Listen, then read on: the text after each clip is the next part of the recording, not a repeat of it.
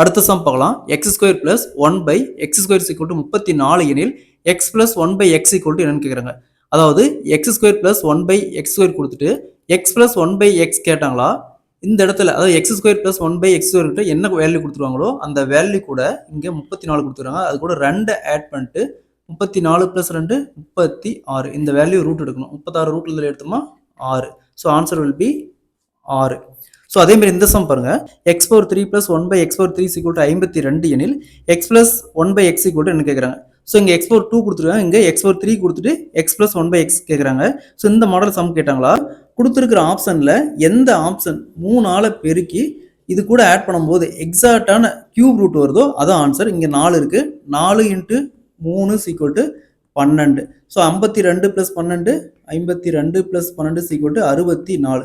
64ங்கிறது எக்ஸாக்டான 4 cube தான் 64. So அடுத்து இதை செக் பண்ணி பார்க்கலாம். 3 × 3 = 9. ஸோ 52 கூட ஆட் பண்ணும்போது 61 வருது. ஸோ இது எக்ஸாக்டான கியூப் ரூட் வரல.